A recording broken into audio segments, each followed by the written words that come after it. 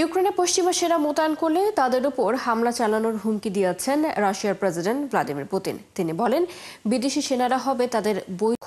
এর আগে ফরাসি প্রেসিডেন্ট দাবি করেন, যুদ্ধ শেষে কিয়েভের নিরাপত্তা নিশ্চিতে ২৬ দেশ সেনা পাঠাতে রাজি হয়েছে। তার দাবি, দীর্ঘমেয়াদে দেশটিতে শান্তি প্রতিষ্ঠার লক্ষ্যে নেওয়া হবে এই পদক্ষেপ। আরো জানাচ্ছেন ঋতু সাহা। ন্যাচারাল ব্যাকটেরিয়ালাইসিসের সুরক্ষায় ফ্রেশ ও অ্যাক্টিভ সব সময়। এখন ধুলাবালি জীবাণু ঘাম ক্লিন বোল্ড। রিমার্ক। ৩.৫ বছর ধরে যুদ্ধ চলছে রাশিয়া ইউক্রেন ফ্রন্ট লাইনে। একই সাথে বৈরিতা বন্ধে কূটনৈতিক তৎপরতাও অব্যাহত।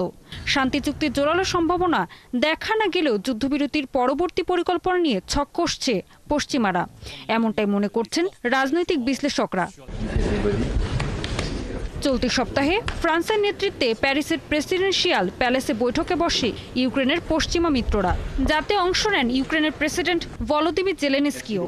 এদিকে ফ্রান্সের প্রেসিডেন্ট ইমানুয়েল ম্যাক্রোর দাবি, ইউক্রেনের নিরাপত্তা নিশ্চিতে যুদ্ধবিরতির পর সেখানে সেনা পাঠানোর প্রতিশ্রুতি দিয়েছে ২৬টি দেশ।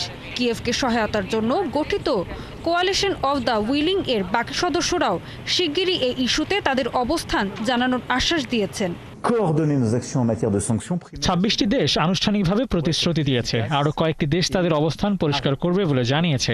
এই ২৬টি দেশ স্থল, সমুদ্র ও আকাশপথের নিরাপত্তায় ইউক্রেনের সামরিক বাহিনী পাঠাতে রাজি।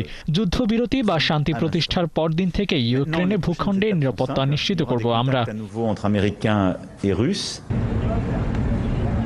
তবে যুক্তরাষ্ট্র এতে কতটা সম্পৃক্ত হবে তা স্পষ্ট করেনি। ম্যাক্রো জানিয়েছেন, কয়েকদিনের মধ্যেই বিষয়টি চূড়ান্ত হবে। এছাড়া ট্রাম্প ইঙ্গিত দিয়েছেন, যুক্তরাষ্ট্র সম্ভবত আকাশপথে সহায়তা দিতে পারে। পাশাপাশি জেলেনস্কি জানিয়েছেন, তিনি ট্রাম্পের সাথে ইউক্রেনের আকাশ সীমায় সর্বোচ্চ সুরক্ষার বিষয়ে আলোচনা করছেন।